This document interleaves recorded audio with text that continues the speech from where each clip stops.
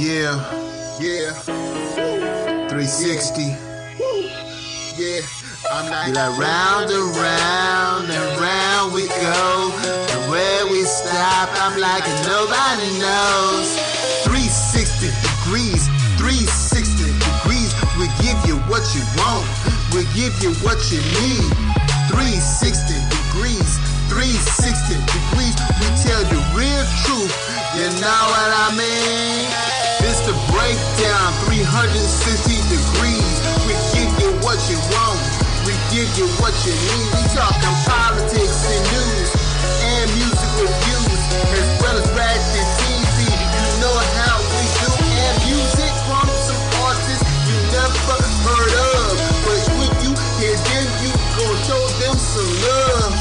360 degrees, 360 degrees. We give you what you want, we give you what you need. Okay, this episode features commentary from Mercedes Wright. If you haven't subscribed already, subscribe now. The Urban Breakdown. Subscribe right now. Yeah. And welcome to another edition of 360 Degrees, where we give you 360 seconds of news that you can't use or you may lose because we abuse.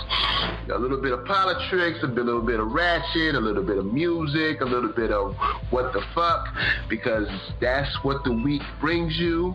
If you're not getting mental health help at this time, this would be the time to look at your insurance plan and see what plans you have available for your mental health, because if you ain't crazy now, or you ain't about to be crazy, I don't know what to say. We're going to start with Odie. Odie. Oh, okay. All right. So I'm still not used to this.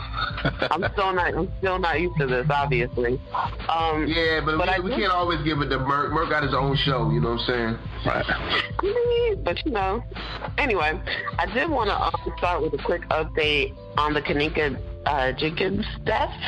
The coroner has finally, if you don't recall, before I get to that, if you don't recall, we talked about her on the show a little while back and all the conspiracy theories and how it was looking with, how it looked kind of suspicious with her dying in a freezer.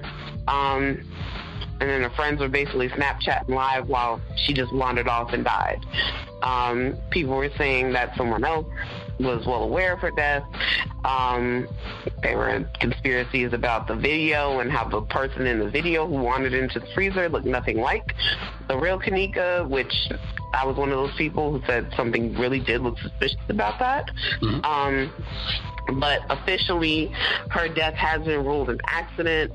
The official cause of death was hypothermia because she was trapped in the freezer for so long. So just that sentence alone, I don't think anybody would dispute that she died of hypothermia, but how she got in the freezer still has yet to be answered. So, I mean, until they can prove that someone else put her in that freezer, I guess it's going to have to stay ruled as an accident.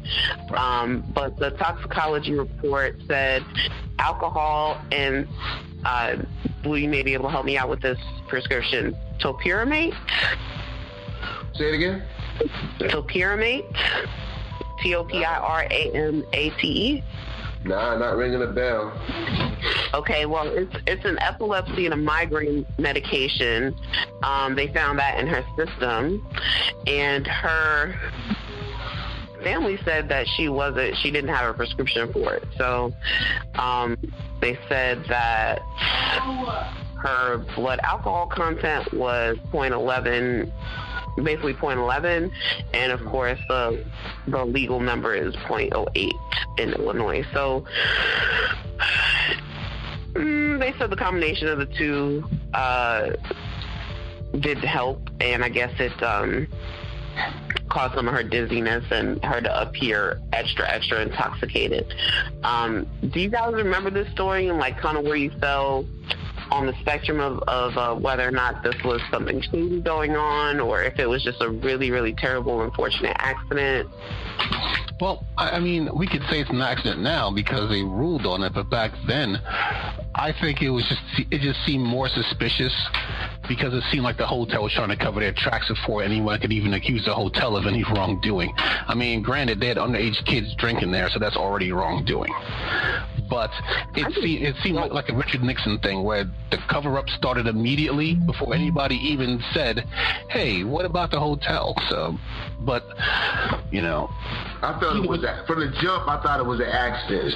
Stuff happens, especially in older hotels. If you ever been to Chicago, if you ever visited some of their relics, and I just feel like it was very sad because I felt like, you know, even as a guy, if I go to a party that I'm not really familiar with heads, I'm usually, for the most part, buddied up, either with a female or buddied up with a male homie. Because I might drink too much, they might drink too much. One of us is going to identify. In the past, one of us would have identified ourselves as the designated driver. We don't really have to do that no more now that we have Uber and Lyft, but we don't fuck with Uber, we fuck with Lyft. But still, yeah, I hate that happened. And then it did get kind of convoluted when they did have that Black Lives Matter person say, I looked at the footage and I didn't see any wrongdoing. She looks like she went in there by herself, da-da-da. That kind of threw me. And then they had the video of like the fat version of her and the skinny pictures of her. That really threw me. I know a lot about video work, but I don't think it adds 100 pounds. It might add 10 pounds. No, that girl was somebody else. That shit was crazy. Right, the cover-up. Right. Mercedes, did you see anything about that? To be completely honest with you, when it came down to the Kenneka Jenkins situation, as much terrible information that was floating around the media and social media and things like that, I kind of backed off from it until someone could give or concrete evidence as to what happened to her. I really didn't pay it much attention. Now, I felt sorry for her family, and I looked into it somewhat, but some of those videos I felt were altered. As far as there was this one girl, she posted a video showing that there were others in the hallway, and then the red things that popped up on the surveillance camera, like when a body was walking in a certain area or whatever. So I really kind of backed off from it. I started getting turned off from the situation when too many people were giving either their input, swearing they were detectives, or when things started to seem altered in the situation. So I kind of backed off from it then, and I didn't start to pay attention again until her funeral and things like that.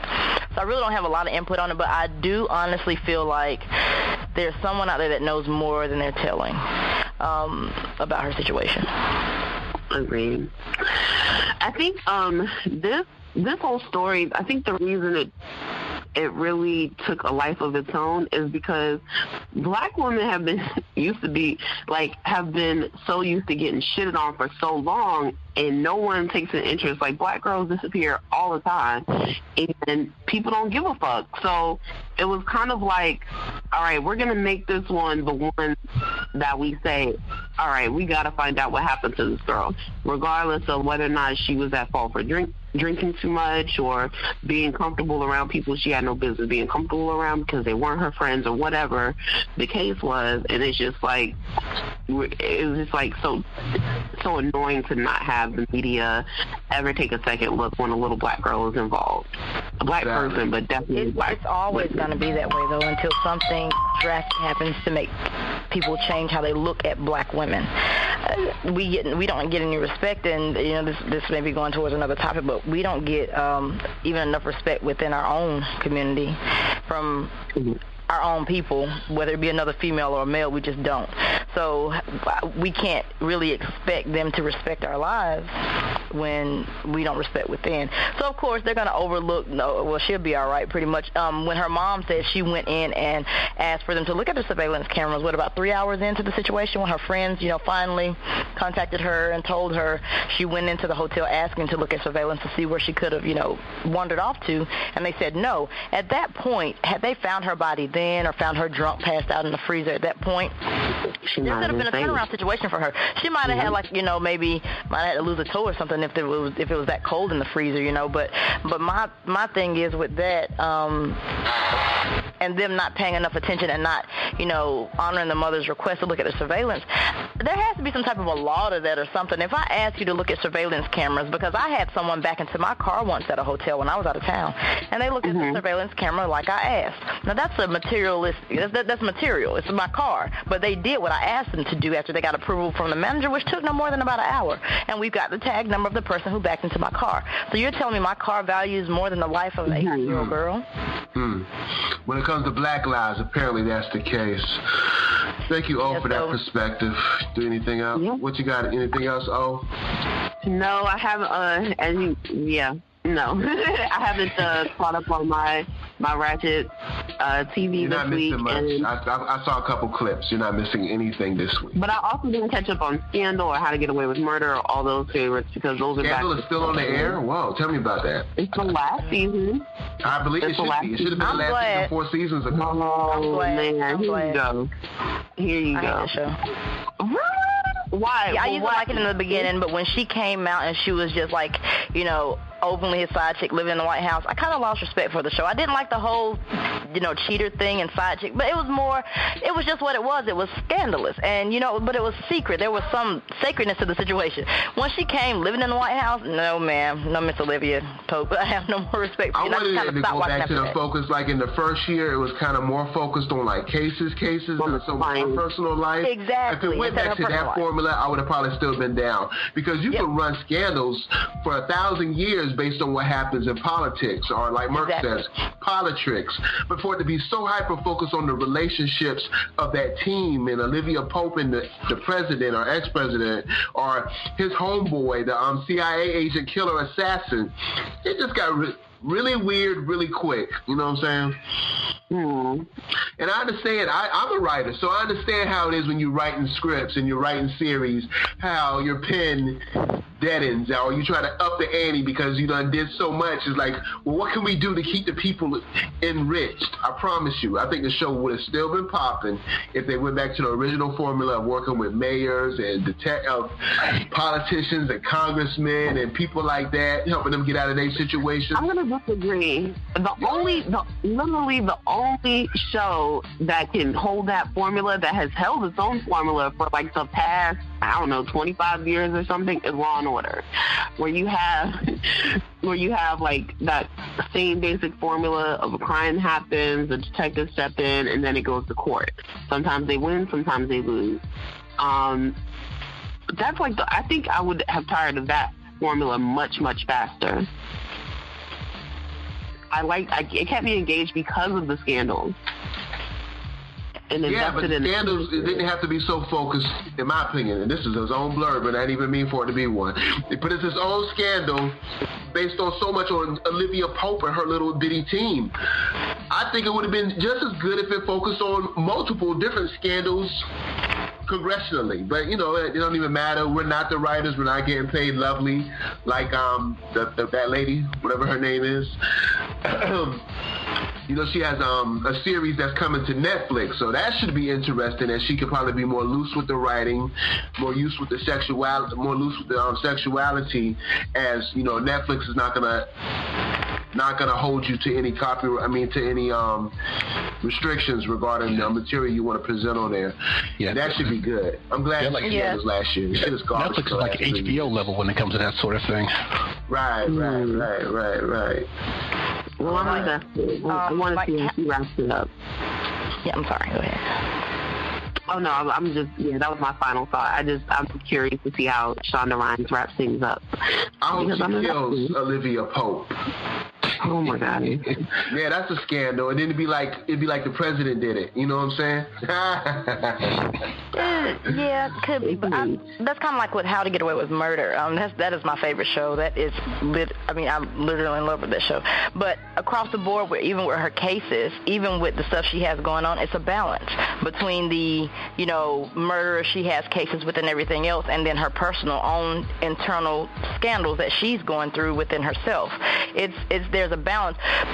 The show Scandal lost that balance, and I know it's based on the book. I get that. I think there's like a book I guess she wrote. Yeah, and I get that. But then I think some of it was actually, you know, more scripted from the book. They added and took away some parts. I heard the books were better. I haven't read them myself, but in the first few seasons were amazing. It's like it would like all the things that she was doing for other people to get them out of, you know, scandals in politics and murders and everything else, you know, accidental or intentional. I think the whole storyline was amazing in the beginning, and after that, I don't know what happened. And it's just one of those things. I guess creativity ran out, but like I said, for How to Get Away with Murder, that is a great show, and I hope it continues. And I watched the first episode coming from the last season. I'm gonna binge watch the rest and just let them pile up on my DVR. I cannot watch that show and have to wait 7 days for the next. I will lose my mind. But yeah, so yeah. Well, handle social media then, because I hate spoiler alerts. Yeah, see, me as big as I am on social media, as far as like, you know, interacting with people, I actually on certain nights like that, I won't go onto my Facebook page. I've had like 5,000 friends, and they love to ruin stuff or spoilers and all that. Nice. Yeah, so what I'll do is I'll just kind of, if I see one post about a show that I'm waiting on to like pile up on my DVR, I will not go back on Facebook for a couple days. I don't want to see that crap. Or I'll scroll, or I'll unfollow that person. Hello, I have done that. I have to unfollow people because they purposely spoil. I'm like, yeah, just create a group and then y'all talk about it within the group. That's how we had to do with Game of Thrones, and it worked out just fine. Yeah, exactly. All right, yeah, that's all I have this week, guys.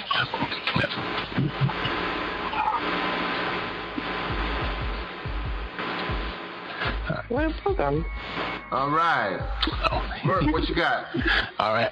We're going to start off with something a little bit lighthearted, a little bit fun. They just had the nominees for the Rock and Roll Hall of Fame, right? And we're going to go over some of these people real quick. Some of them are a little eclectic because I had weird taste in music growing up. Well, widely. Yeah. So I'm going to start with Bon Jovi. Bon Jovi is nominated for Rock and Roll Hall of Fame. They're like the biggest group in that. I mean, as far as fame goes. They've sold over 130 million records worldwide. They've done over 2,700 concerts in 50 countries for 34 million fans. They've had hit records from the 80s all the way into the 2000s. Now, I had to mention them because they're a huge band, but I hate Bon Jovi. Can't stand them. They'll make it, but I don't give a rat's ass. They're just too big for me to not mention. Then you had LL Cool J is nominated for the Rock and Roll Hall of Fame. Not too much I can have to really say about LL Cool J. He's a rap legend and rap icon, you know, and movie star now, and TV star. You know, they say that rappers either get shot to death or they become a detective on your mom's favorite television show. So that's definitely LL Cool J. Then you have Nina Simone, jazz and R&B legend. Definitely legendary. I thought she was already in the Rock and Roll Hall of Fame, to be honest. And she's recorded more than 40 albums between 1958 and most of them recorded between 1958 and 1974. And you have Radiohead, trend-setting alternative band. I still have their first album with that song Creep, and actually Prince does a really good cover of Radiohead's Creep. You could probably still catch it on maybe catch it on YouTube. I know they really scrubbed those videos on YouTube and stuff. This is a personal favorite of mine, Rage Against the Machine, one of my favorite. I don't know if I want to call them a rap rock band, but I mean, if you heard Rage Against the Machine, you'll know what it's all about. Been a big fan of them for a long time, and the fact that they're already being inducted to the Rock and Roll Hall of Fame, that's kind of huge for me. And then you have Rufus with Shaka Khan. I'm not gonna lie, when I was a kid listening to Rufus records, I thought that Rufus was a name of the guy in the band. I didn't realize that Rufus was the name of the band. So when they're like Rufus with Shaka Khan, I thought it was only two people. Yeah. I thought it was Rufus and Shaka Khan. aside from having a amazing career, they've also won 2 Grammys for Best R&B Performances for Tell Me Something Good and Ain't Nobody, which is one of my favorite songs. The funk on that album is classic. Mm-hmm. They are an amazing group, and I hope they get in. And then the Cars. Now, I mentioned the Cars because I grew up in the 80s on MTV, and the Cars were huge in the video age on MTV. So I just kind of caught on to them, and they have a song called Just What I Needed, which is one of my favorite songs of all time. And last but not least, The Meters. The Meters is a funk band from the 60s and 70s. They were a band I didn't realize that I loved until I realized that rappers sampled the living hell out of them. And that song, the hand clap song, clap your hands and people clap. I can't sing it right. I'm not a good singer. But that song alone, between the voice sample and the music, has been sampled more than 80 times. So they are a legendary band, and they're also being nominated. So let me ask you guys a question, right? Out of the bands and the artists that I mentioned, right? If you could only pick one, who would you pick? Can you run off the bands again? Because I just jumped in. Sure thing. So we got Bon Jovi, LL Cool J, Nina Simone, Radiohead, Rage Against the Machine, Rufus featuring Shaka Khan, The Cars, and The Meters. I'm gonna go with Bon Jovi. Yeah, I don't know enough about rock to say. Like, I'm a little familiar with Radiohead and Rage Against the Machine, but not enough with their whole body of work. So when I think of Bon Jovi, the first thing that jumps in my head is Living on a Prayer, and how white people love that song. I'm going to go with Bon Jovi. Now, keep in mind, and for me, it's more of a, like, well, what about you, Nation? What would you, honestly, I would go with Bon Jovi because Bon Jovi has such a fan base. The fan base is incredible. They still pack stadiums to this day, and they're very relevant. Yeah. People still want their tickets. So I would say Bon Jovi, but what I want to say is LL Cool J should have been in the Rock and Roll Hall of Fame before Tupac. I'm a Tupac. I love Tupac. He's my favorite rapper. But LL Cool J should have been in there before Tupac, because LL Cool J was out about 10 years before Tupac was on the scene. He should have been there before the Beast Boys. Yeah, because I'm thinking LL Cool J was like 84. Quick blurb fact. Puff Daddy produced that first album. Okay. Whose first album? LL Cool J? No fucking way. No, I'm sorry. I got to mix up with Usher. You're right. You're right.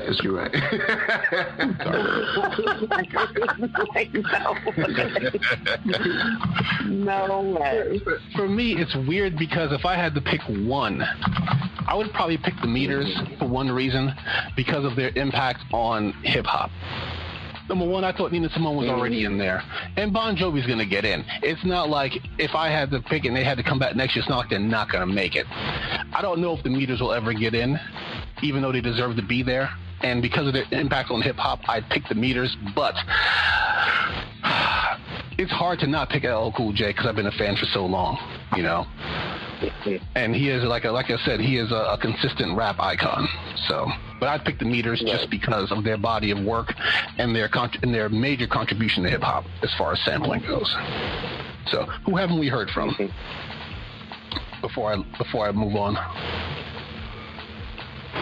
Mercedes? I think everybody touched on it. Yeah, I'm not really into rock and roll, so I really don't have. You can be a little biased. That's okay. I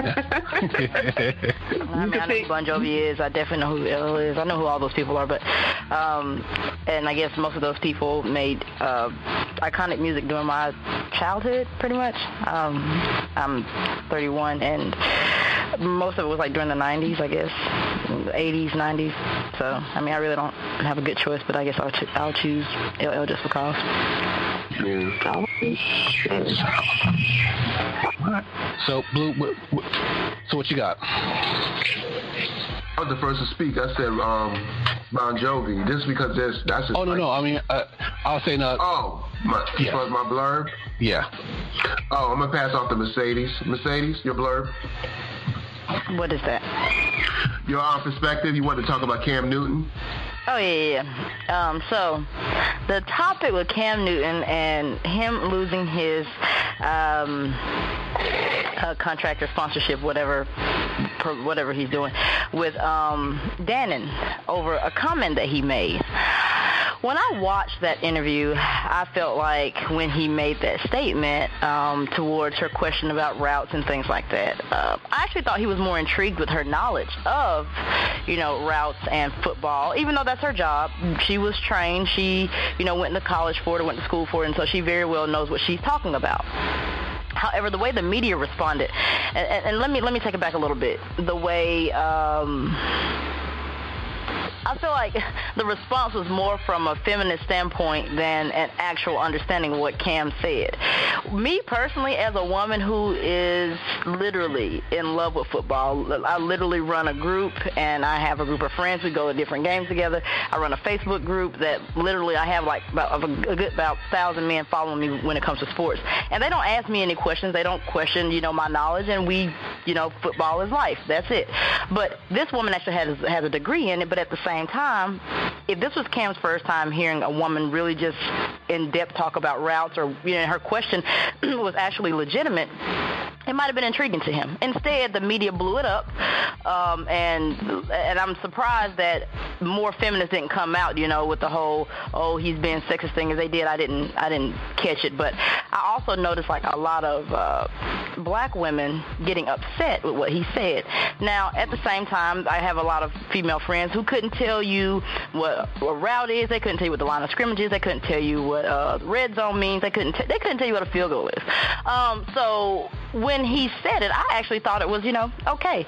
But the way the media is blowing up about that, and we have a president in office who has made way worse statements, and you have millions following him, I just don't see how a group of us can team up against Cam for what he said, when we literally have someone running our country who is, sexually creepy with some of the things that he said. So that's what I wanted to throw out there, but it's just, me personally, I have no problem with what Cam Newton said at all whatsoever. I actually kind of agree with him. It's funny hearing most females talk about sports. That's why I don't really do so myself.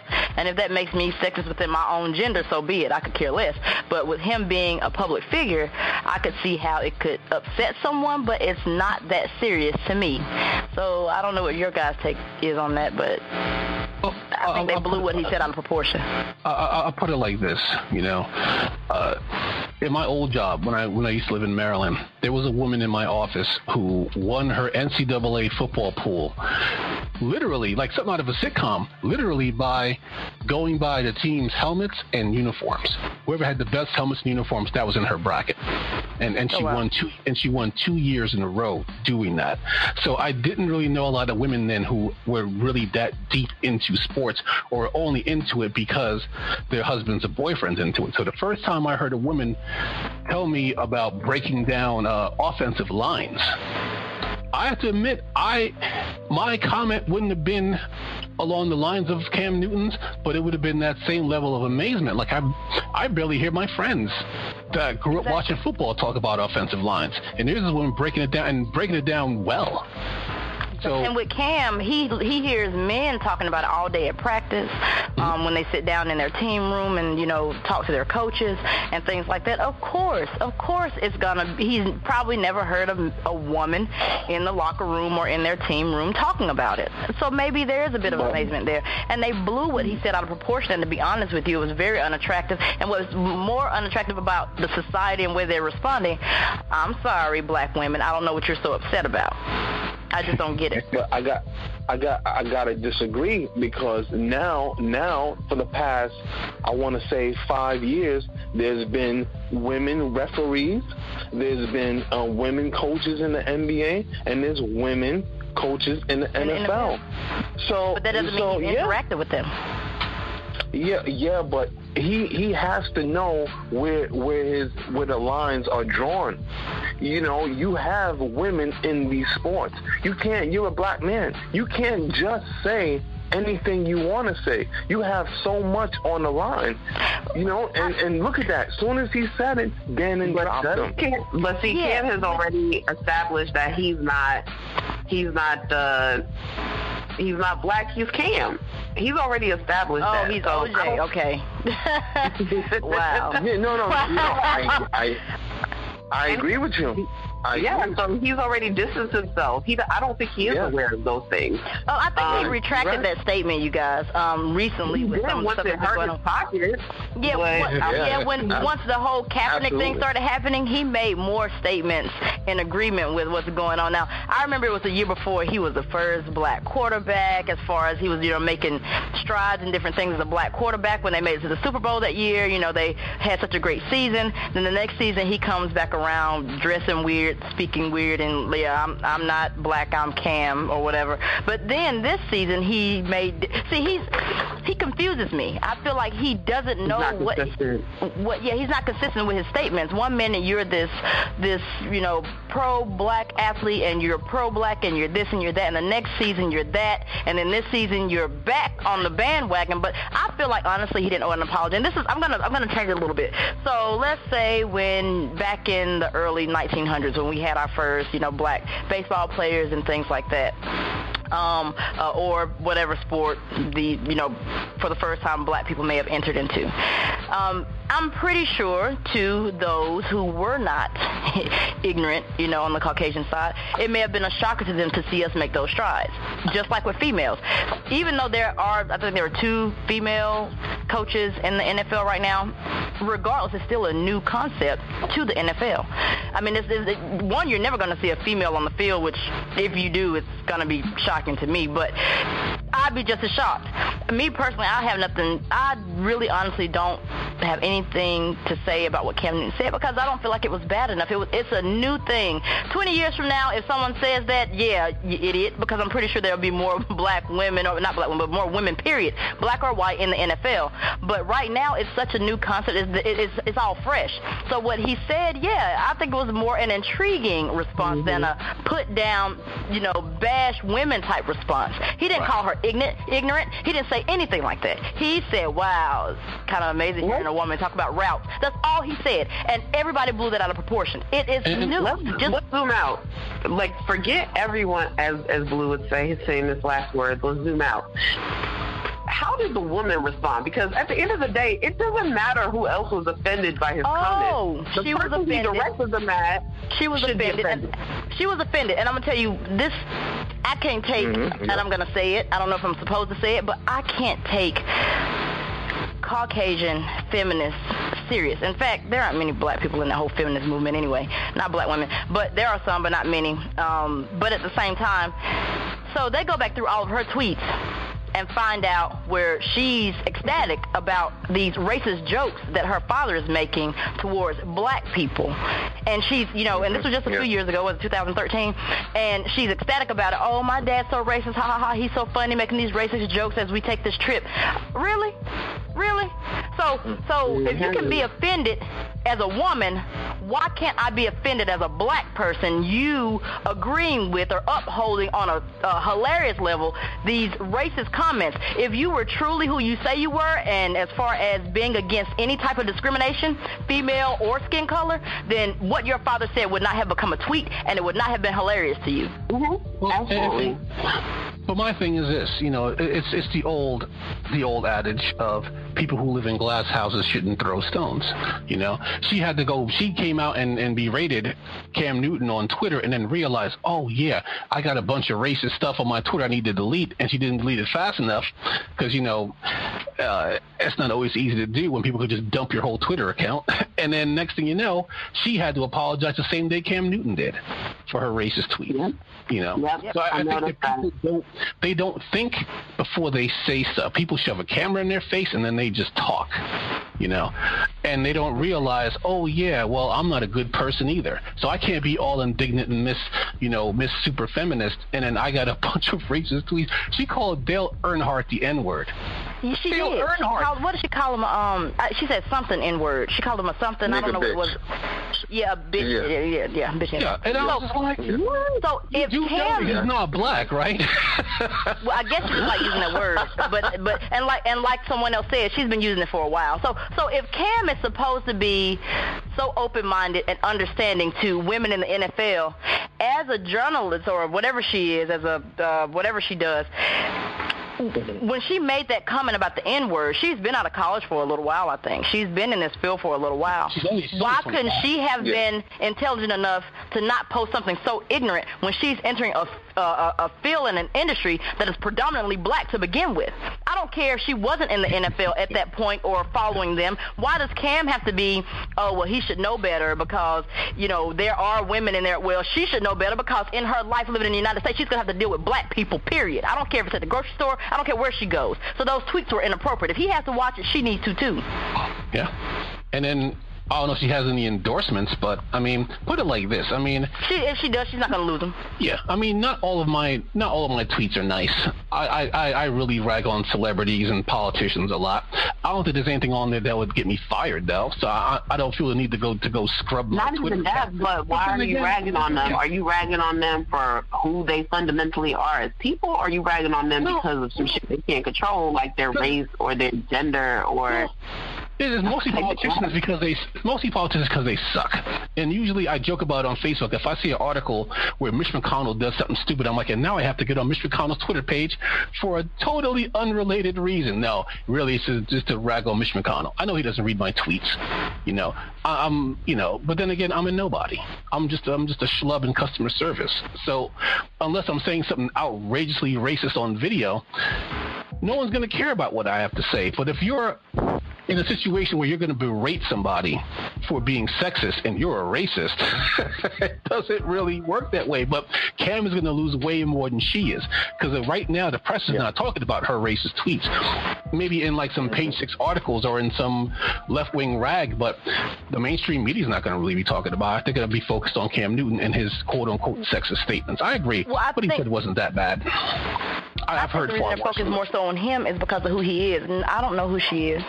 Everybody knows who Cam is. Yeah, I never heard of her until today. Cam is take skin color out of it. Diva. He's really a diva. Yeah, take skin color out of it. She's a nobody. He's a somebody. Period.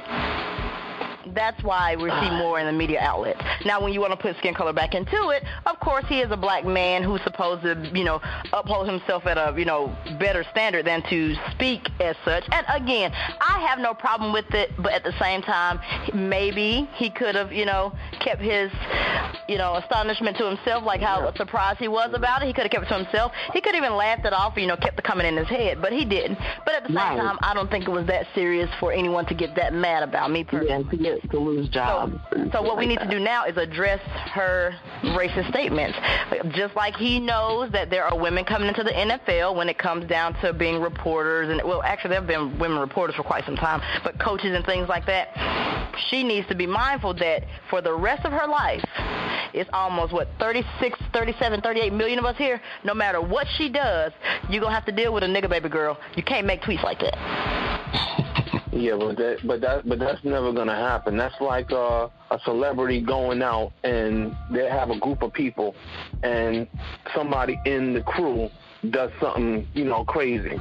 Who's gonna take the blame for it? The person that's more famous. It's a double-edged sword. He's messed up. He shouldn't have said it. He should have just kept his mouth shut. And he's known, from my perspective, he's known for saying things, out the side of his mouth. And not caring, because he's on that platform. He was the MVP 2 years ago. He feels at everybody should worship him. The way he carries himself when he won on Sunday. What did he say to the media? He said, no, you didn't want to interview me before, and don't interview me now. That's what he said when he went in the locker room. He's a diva. I think most of those players are like that. They're wealthy and but he has to remember something. Michael Jackson was the biggest pop star on the planet, and even he got dropped from his label when he outlived his usefulness. So he needs to be careful. You know, he probably needs to get people in his ear who's going to tell him that, like, hey, you know, it's okay to ham it up for the cameras from time to time, but you can be replaced just like anybody else. You're not that special. But I don't think Cam Newton. I think as far as the caliber of quarterback he is, I think he still has a little life left in him. So I don't feel he has a lot of potential. And the Carolina Panthers they're not off to such a bad start this season. So now, me personally, I'm a Giants fan, so I cannot speak on I know Cam you can't see, but I'm wearing a paper bag over my head with eye holes cut out because I am a Giants fan. It's almost like admitting that you used to be a cocaine addict or something like that to say you were a Giants fan. Like, I don't want to. And right now, to be honest, I've been proud of my Giants, even on their worst season. Well, they really just historically, we haven't had that bad of a season, until this season. But people keep forgetting we started off the season like this back in 2007, came back and beat the Patriots in the Super Bowl. So I have hope for them. I'm not going to talk too much junk, but back to Cam, just like they are brushing Kaepernick off like he's not the caliber of quarterback. He led 49ers to the Super Bowl, So I'm not going to write Cam off. I'm not going to write Cam off because of a statement he made. However, Cam, you're not, you're just, chill out, my G. Chill out.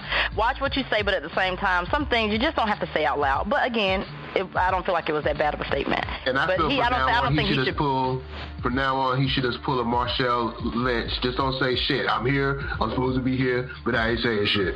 Yeah, Marshawn was like, I'm only here so that I won't get fired. And that was fine. He would answer little questions about his daughter, about his family. But, yeah, I love Marshawn. He's very funny. But at the same time, it's like, Cam, just chill out, my G. Because, again, every time he opens his mouth, Cam either says something that a lot of times contradicts the last statement he made about something major. Right. He was for Cap. He was totally for Kaepernick. And the very last statement he made before this sexist, and when I say sexist, I have air quotes over here, sexist statement because I don't believe it's that sexist. But and before that, again, he said that he doesn't feel like basically, for lack of better words, we aren't really dealing with that much prejudice or that many issues. It's dead now or something like that. Child boo, it's not even close to being dead, so I don't know where he got that statement from. But everything he says contradicts. The Cam Newton that made it to the Super Bowl, I don't know if he took too many hits during the Super Bowl or what it was, and it knocked his, something out of whack up there. But he's not the same person. He's changed a lot. I don't know if he's doing it for attention. I don't know if there's something really wrong with him, but he just really has changed, and his perspective is it's weird. It's not even biased or unbiased. It's contradictory to every last statement he says. The next is messed up. But again, I really honestly don't feel like he should have made... I think he made the apology for his pockets only. Me personally, of course, I can't say I would have done the same thing. I'm very bullheaded and I'm very stubborn. I cannot say that I would have made that same thing because that was the only sponsor he lost was Dan, and everybody else that he's dealt with he still has. So. He's still going to be wealthy. He's still going to be rich. He's still a millionaire. The Carolina Panthers are not going to let go of him. So they don't even have a good backup quarterback to replace Cam with. And then on top of that, regardless of not winning the Super Bowl, he's still a Super Bowl quarterback. So you can't really just write him off. Put it like this: if they cut Cam Newton, he would be signed with another team before he even left the old stadium. So people said that about Kaepernick, and that's not the case.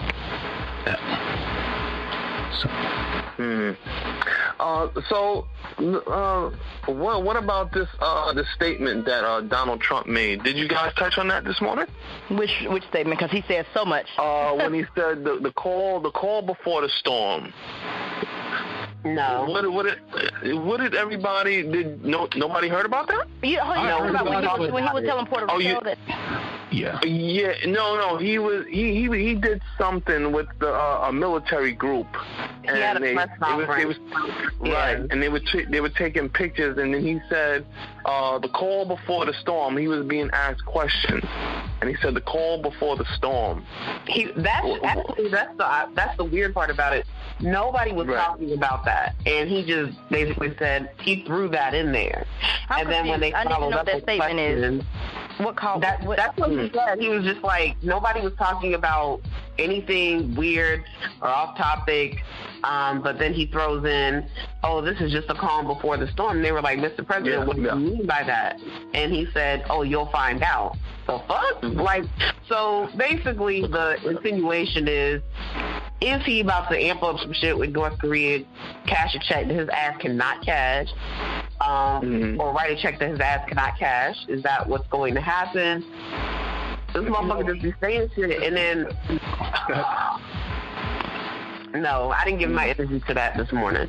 I did not. I didn't try to read too much into it because the problem with someone like Trump is that he has no clue what he's doing on his job at all, none. And the thing is, could we wipe North Korea off the face of the map? Sure. It would not be that big of a deal. But then North Korea is right next to South Korea. And North Korea could decimate South Korea in a matter of seconds. So and we have a lot of soldiers over there. Yeah. We have thousands of soldiers over there. My little brother is over there. So. Oh, I didn't know that. Oh, man. So wow. It's not a matter of, just a straight-up war. And then there's China and then there's Russia. Because if China's already said if we attack, China will get involved, but if North Korea attacks first, China said that they will stand down. So I take that as just more empty bravado. I know his generals probably are trying to get a tighter leash on him. I mean, they want that extra war, but they don't want a nuclear war. Because they want that military-industrial complex to keep going, but nobody wins in a nuclear war. So, we don't want that. But, I mean, for Trump, I didn't read too much into it. It's just empty bravado. And it's just Trump being Trump, I think Trump has like a glitch, to be honest. I mean, I ain't gonna lie. When I don't take my medicine like I'm supposed to, I have glitches. That sometimes shit come out my mouth that ain't got no business coming out my mouth. Oops, I didn't mean to say that. After I get regulated or get recalibrated, I realize that when somebody brings it to my attention. I think that if you notice, if we actually, transcribe like all the stuff he says as being president, only about 70% of it, 70% of it probably don't apply to shit or anything he's gonna do or will do. He always has to, he don't ever backpedal because he never ever corrects himself, but whatever he say he's gonna do, he don't necessarily do for the most part. Yeah. Which is very true, but and on top of that, let's talk about distractions for a minute. Does anyone feel like this whole Las Vegas shooting may have been somewhat of a distraction from what's going on within our government right now? No, because I know I no, you don't think so? Oh my goodness, conspiracy theorists. Put it like I do. To me, it's too obvious. Then on top of that, like every time something major happens in the news, as far as like these mass shootings, go back to the one that what was the last one at the gay club, was it in Florida? I think, I can't remember. And then you have this one, and if anyone has noticed, it's always during a major time where there is something else being mentioned. Like at the time, I think during that time there were Russian something, coasting the east coast of our country or something like that. There's always something else going on to deter, or to push us towards another topic. And this hasn't necessarily been a conspiracy theory. This is, well, I guess it is. But at the same time, it's like we got to pay attention to everything at once. We can't be human and only pay attention to one issue. That whole Las Vegas thing, if you look at the situation, it was terrible. And it was terrible. And then also, you can't explain some of the events that happened. How did this man get so many guns past so many people, or, to carry that much, artillery up to this hotel room, and no one ever saw him do it? Well, I can answer how we got it up there, because you're talking about 400 pounds worth of guns. And not to mention, I'll put it like this. I was staying at a hotel when I had to go home and visit my mom. She had a stroke, and it was after Hurricane Sandy, so they were doing a lot of rebuilding. I stayed in the hotel. And the people next to me were partying, right? And I had to call the hotel manager and tell him, yo, can y'all tell him shut the fuck up, because I'm trying to I got a plane to catch tomorrow, you know? So you figure if somebody is knocking out a window, a bulletproof window with a sledgehammer, no one reported that. So yeah, there are some holes in the story that I get, where a theory could kind of fit in there. But as far as him getting the guns, that's an easy one because of our gun laws. If he was buying that many handguns, by the time he bought his third gun, the ATF would have been knocking on his door, because there's red flags for handguns, but rifles are considered long guns. There are no red flags for long guns. You could buy as many long guns as you want to, and there's going to be no red flags that go up for that. Well, it was less about quantity. It was less about quantity. I wasn't worried about the quantity, because people, can obtain guns by illegal means and still get them into a building. That's, bump the licensing part as far as purchasing.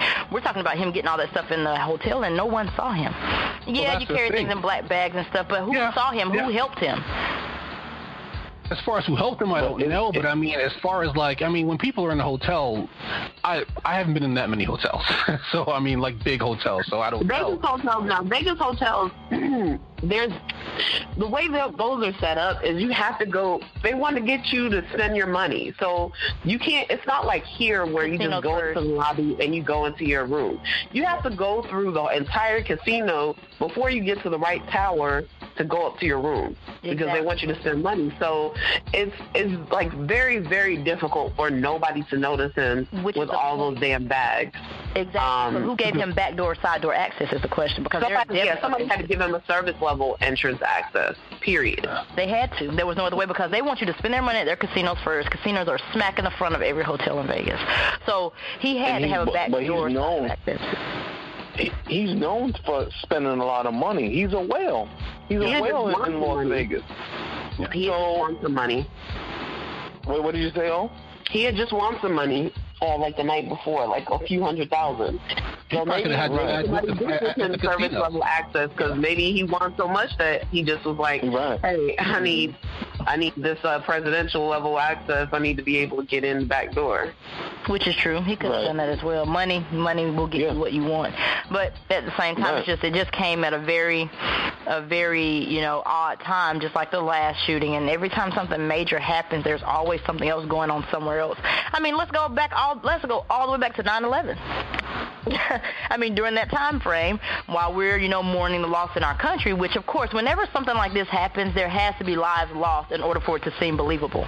Even if it is a conspiracy concocted by our government, that we're going to lose our next-door neighbors, our teachers, and our friends and family. It's going to happen. I just said this on the show last week. I said, this is like Scandal. I said, I do believe in Olivia Pope, that people have to die to fit some sort of bigger agenda. I said this is it's a conspiracy theory, but there has to be lives lost. Otherwise, it's going to look terrible. Like Sandy Hook, that one was a known conspiracy or whatever, and I think someone is suing right now, because it came up on CNN the other day that somebody was suing for the whole Sandy Hook scandal thing. I think kids actually did die, but there were actors put into the media and things like that to, throw off people. I can't remember exactly what it was, but there's a lawsuit going on with that right now. To me, I don't think that these things are being set up to happen at certain times. 9/11 may be an exception, because I figured there was an old legend about FDR. I read it in a comic book, and I found out it was actually a real conspiracy theory that FDR let Pearl Harbor happen because we were isolationists at that time. And if Pearl Harbor happened, then he could have a case to get us into the war. It was never proven to be true. Same thing with September 11th, because of how they used September 11th to pretty much run roughshod over all of our liberties and invade countries that we would never have the rights to invade. But for something like the Pulse and Sandy Hook and stuff like that, I don't think these things were planned, but I think they were just opportunists. They just used that distraction to get stuff in, because you notice that Congress never works until there's a tragedy. Then all of a sudden, there writing bills and trying to push through because the press especially, is worried about, right now they're trying to make this shooter, the Las Vegas shooter, because they were like, yeah, well, he went on 20 cruises, and some of them were to Muslim countries. I'm like, yeah, he's a gambler. All these boats have gambling on it. So don't try and make him out to be a terrorist, but while the press is concentrating on that, Congress is writing bills that, like the anti-abortion thing, which Blue's going to talk about later. I don't think they plan these things, but they use them to their fullest effect, which makes it kind of seem, well, I can understand why people think that, because they're like vultures. They're opportunists. They see death and tragedy, and they figure, okay, while people are mourning the loss of all these innocent people, let's see how much horse shit we can shove in here. Well, 9/11, there was definitely, I forgot what the owner of the 9/11 towers, he took out a huge insurance policy about a year before, and I can't remember exactly what was going on between him and the banks, but if those buildings had not been destroyed so that he could cash in on that in policy, I think he was going to lose everything. And that came up, and he cashed in on it about 3 months after the whole thing happened. Now, my thing is this, all these other conspiracy theories I don't really buy into, but the 9/11 stuff, when I was seeing the videos and stuff like that, even up to a year after it happened, usually when people talk goofy stuff like, the government puts phosphorus on the tips of your shoelaces so it can see you by satellite. I'm like, yeah, whatever. But when they were talking that stuff about 9/11, I was just like, yo, why did that happen? Why was that? Like those 9/11 was definitely making sense, and that was the scary part. And what did we do right after that? We went and invaded Iraq.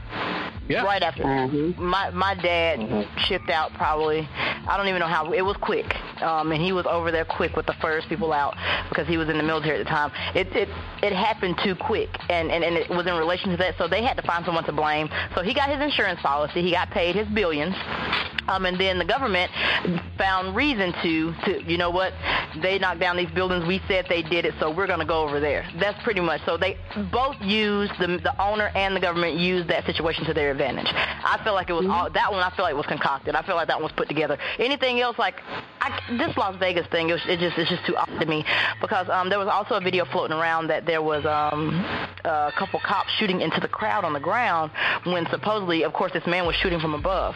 So why is he shooting in? Why were they shooting into the crowd? So those videos kind of circulated too. Like, why are you helping kill people in this crowd? And there was one guy who got shot, and he had and he survived. He had 2 different bullets in him. One was from a handgun, and one was from whatever other gun that guy may have used. So, questions? Yeah. I'll post a link in the comments of the Now, for me, for something like that, it was funny. And I'm going to talk about him a lot on Monday, because there was a guy, Dan Bilzerian or something like that, who's supposedly some Instagram hero, like some right-wing hero, and he has all these guns. He's a trust fund kid. So he has a mansion full of guns. He's always on there with scantily clad women shooting guns, and basically he was there at the shooting, and a woman next to him got her brains blown out, and then he ran, and he Instagrammed himself running. He's like, oh my God, a woman got her head blown off, and he's running away, right? Granted, he didn't have any weapons on him. So supposedly he came back with his weapons, and supposedly was helping people after the cops already had everything in hand. But somebody made a point. They were like, look, if he was walking around Vegas at that point in time with an AR-15 strapped to his back, those cops would have probably shot him, because it was just chaos out there. I'm wondering if some of the people who got shot with handguns and stuff like that, I don't know what Las Vegas's open carry laws are like, if they even have any, but I'm wondering if people got shot by accident, by people getting spooked and then just opening fire. Because did they say if those bullets were from police weapons, or if they said they were from, or have they not analyzed that part of it yet? I haven't heard anything about analyzation of it yet. I think this particular article that I saw, this guy just went to the hospital, shot twice, once in the leg and once in some other part of his body, and as they extracted the bullets, they found out that the bullets weren't the same. And then that brings me to, I don't know if you guys, I cannot remember his name, but there was a black guy who was saving people who got shot in the shoulder, and a cop saved him. I think he saved 30, 60 people or something like that. I did see that. I heard about that. Yeah, and then of course there was this big thing after, that kind of hit, that he was an actor. So, yeah, there's a lot of stuff about, that article. I was like, oh, my gosh, I'm so proud of him, and that was one thing that I did believe, But then there was this another article floating around that he was also seen and interviewed during the Paris shooting. Same black man. Not trying to be funny. I know it was a country concert, and I'm not saying black people don't listen to country music, but it's just odd, he was the only black person involved in two tragedies like that. It was definitely and you were in Paris too? You know what? I'll put it like this, If these are people who are masterminding these things, how dumb would they be to use the same person twice in two different countries? Like no one's gonna notice. It's happened. The girl, there was a girl. I gotta find this article, but there was a girl who was at the Sandy Hook situation. She was also at, I think, not 9/11. She was involved in the one that happened down in Florida at the gay club, and then she was also seen at the one in Paris. How are you at every tragic location? Because they're actors. They're, her face it's her face. She's at all these incidents. You're in so many different places, and even with the Sandy Hook situation, it was supposed to be definitely an elementary situation. Why are you here? Or did you live in Florida? Do you live, Midwest? Do you live in Paris? Where do you live, girl? Why are you, involved in all these incidents? Why is your crying face always hitting the media? She was supposedly one of the actors, or what they call them. They give them a name. I can't remember what the name of it is, like a tragedy something. Yeah, she's there. She's always there. Just like this black guy was pointing out to have been in the Paris shooting also. So put it like this, right? There are easier ways to distract the media and to distract people than killing 70 people, because there's no end game to it, because they can't pass any legislation for gun laws. They can't do anything in Congress. So what would be the end game of having 70 people killed? What exactly is going to happen to get that done? If it's about passing gun laws, they could do that anyway, because Congress has Republicans have the majority, so they could just pass whatever they want to anyway. Which I totally agree, but then it comes back down to some people believe, maybe just all together with the economy in the United States and different things like that, population control. I don't think 70 people is a lot of people to kill in an area. I mean, when there's 300 some odd million of us here, that's a lot of people. But at the same time, maybe for that area and that economy in Las Vegas, it was just enough. I don't know. I really don't believe that one, really, but that's what a lot of people feel like. I've heard population control being one of the, possibilities that people do believe in. Like, we'll put it like this. Maybe I just read too many comics as a kid, but if they want to do population control, they have little imagination and little ambition, because there are much better ways of doing population control than mad shooters.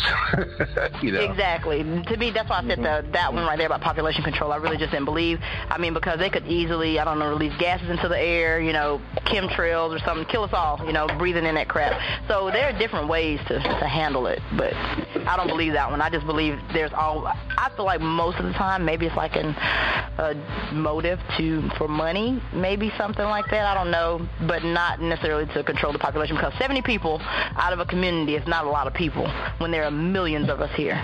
So it's not even worth it. It's not even worth killing the people. You're taking lives for what? And while I'm nice and animated, who had the blurb about Jeremy Lin? I think it was you, if I'm not mistaken. I want to talk about this. Is that what Kenyon Martin told him about being black? We know you want to be black. Is that what it was? Oh, it wasn't quite like that. He said something along the lines of, okay, so just to set it up for everybody who hasn't seen it, there's a picture of Jeremy Lin with his locks, and Kenyon Martin posts on it and says, "I'm confused. I have so many questions." Basically, like, what the fuck is this kind of situation? An Asian dude with locks. But Justin takes the high road and has a nice little clap back ready for Kenyon Martin, and he basically says, "Well, that's cool that you have questions. I looked up to you growing up. I had your poster on my wall." So that was a little shady comment in and of itself, because basically saying you're old, you're a has-been.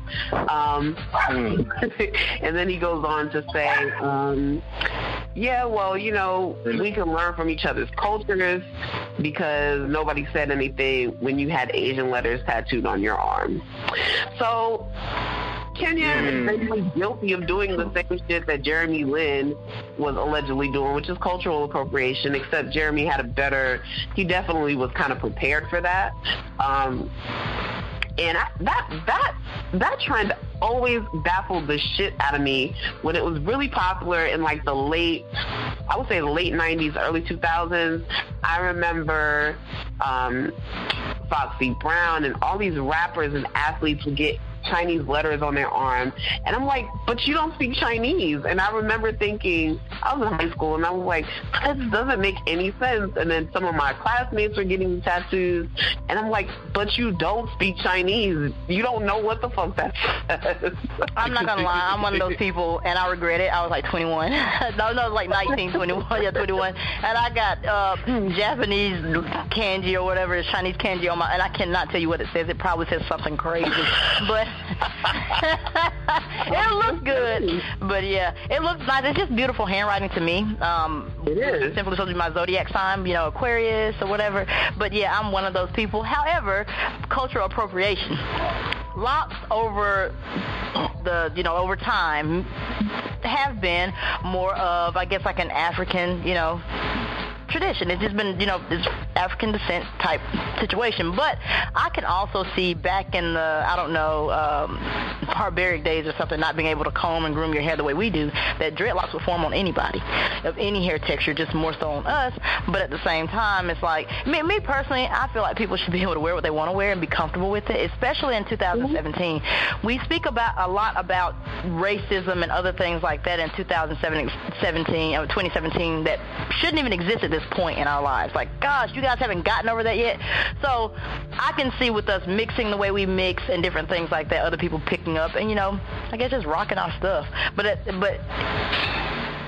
How can I put it? Black people are put down for those things. Like, I remember there was this big ordeal about at some school about little girls and little boys wearing their hair a certain type of way, but like in braids and stuff like that. Well, that's how we maintain our hair as black people, with kinky hair. You can't tell us how to wear our hair as long as it's not, crazy colors. Or that one time there was a black girl, she literally was born with blonde hair. It happens. She was born with blonde hair, and they told her that she was not wearing a natural hair color and she needed to change her hair. Not natural for whom? She was a black girl with blonde hair, and because her skin wasn't light enough, they didn't believe it was her hair color. The mom had to actually show baby pictures, like, this is her hair color. This is how she was born. She just so happened to be born with blonde hair and gray eyes. And her father had gray eyes, but, his hair came out black. It's just one of those things that, how dare you say that black people can't have blonde hair? Now, granted, weave is one thing, but, we've been bashed for our hairstyles, for so long, but people want to pick them up and wear them. At this point in society, wear what you want to wear, do what you want to do, but at the same time, don't bash our culture and then rock our styles. No different than this guy. He had a swastika on his neck, but he was rocking dreads at some type of a racist rally. No, sir, cut that off. So, now that right there is a different matter altogether. If you're dissing it and then coming back on the other side and then appropriating it, that's one thing. But there's nothing wrong with what Jeremy Lin was doing, and that story was in The Root, and I hate The Root because I'm very critical of black publications because we should be better, because we should work into this thing. The Root is the master of the non-story. Like, if there's a non-story, it's in The Root, and their writing style is just very blocky, But my thing is this, right? If you're showing, like, in the article they talked about the history of dreadlocks. I've known people, I don't have dreadlocks only because I'm bald. Thanks, Mom, and your weak genetics from your family. All my uncles were bald by the time they were 30. But my thing is this. I had plenty of friends who grew up with dreads. You know how much I know about the history of dreadlocks? Zero. You know why? Because for them it was just a hairstyle. So The Root was talking about, there's a history, and really? Because tell me what it is, because I know plenty of people with dreadlocks, and I've never heard anything about the history. For them, it was just a hairstyle that they had to work really hard to maintain, Yeah. They took it too seriously, and like you said, with Kenyon Martin with his Oriental symbols on his arm. And it's just like, I know they probably just shoved the mic in his face, or either he just decided to do it on his own. But you got to pick your battles, man. Pick your battles. The Jeremy Lin's hair is a non-issue. Yeah. But Kingdom Martin, he's on medication. He's really crazy. Something's not too. He's not wrapped up too tight. If he has a problem with you, he'll show up. Stigmatizing mental health because I'm on medication too. Nah, Kenya Martin is something is wrong with him. There's something wrong with me. I take medicine. So what are you saying? Are you stigmatizing mental health? Nah, not at all. But something's wrong with Kenya Martin. There's something wrong with me then, because I take medication. What are you saying, nation? No. There's a difference. He has a real problem. I have a real problem. I take medication. Apparently. Just waiting for Blue to say the Black Dynamite. I felt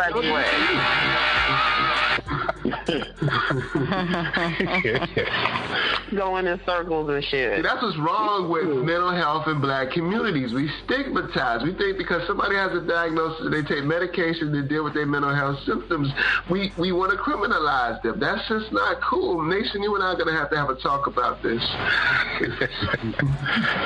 Yeah. But I like I said, I thought it was a non-story, and I thought they were just making a bigger deal out of it than they really should have. Because he's not being disrespectful. He's just, hey, I like this hairstyle, I'm just going to rock it. But I guess he realized, because he wrote an article about it, or a blog post or something, so I guess he knew there was going to be initiating shutdown sequence.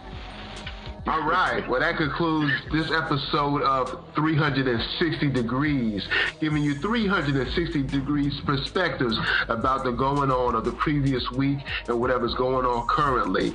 Today's special guest, Mercedes Wright. Mercedes, tell them how to get in contact with you via your Facebook pages, IG, and all that stuff. Yeah, IG I don't do as much, but of course my Facebook page is wide open. It's Mercedes Wright, and I will post the link on the podcast itself that I was just tagged in. I think Instagram is Lady Mercedes, and I can post that link as well. And that's pretty much it for as far as my contact. Snapchat, I have that as well. I do not do Twitter. I cannot get with Twitter. I got it on my phone, but I don't even really use it. But so there are a couple different ways to get in touch with me, and I will definitely post links to those social media links later. All right. Last words, everybody. Last words, vote in your local elections. I'm voting on Tuesday. Yes. I'm going to take that day off and try to give some elderly people a ride to the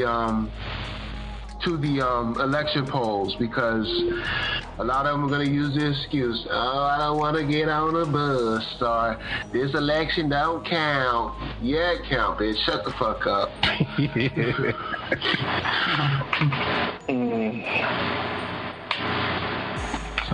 I have no last words. I guess I'll just see you guys hopefully at the polls on Tuesday, but I'll see you on Politics on Monday for sure. There you go. I tried to get Piers Fremont on the show for Monday, but he hasn't responded. I guess he's too busy for us locals. I would just say be safe and take care of each other. That's it. Indeed. All right, and that concludes another episode. Stay tuned. You will find the Urban Breakdown on all your favorite podcast apps: iTunes, Google Play, TuneIn, iHeart America, or whatever it's called. And now YouTube via Screecher. Thanks to our Connect Splash from The Verdict for giving us that plug. And check out his podcast, The Verdict. You can search all these using your favorite Google or your favorite podcast apps. And these are the shows to stay tuned into, because they're entertaining, but they're also very educating. And that concludes another episode. Thank you for listening. And tell a friend to tell a friend to tell a friend to tell another friend to tell another friend, another friend, another friend, another friend to subscribe. Thank you.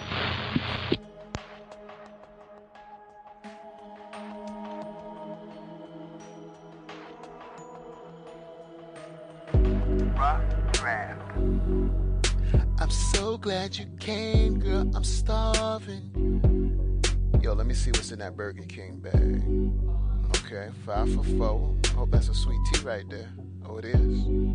Thank you, baby. All right. I'm so hungry for your love, girl. I want you. Y'all, I'm thinking of morning, noon, night. All night, can't get you off my mind, girl. Yeah, that's right. Kiss here, kiss there. Pull you close, stroke your hair. You're bad, I swear. Game of truth or dare. Steamy love affair. You like this? Hell yeah. On your knees, but no prayer. Put the magnum on, ride it, oh yeah. About to get it on. We can do it all night long as the magnum stays on. Love is so good, we can't be wrong. Kisses on your mind and kisses on your lips. Got the equipment to go on a safe trip. Erotic astronaut constellations, Big Dipper, try to escape this atmosphere.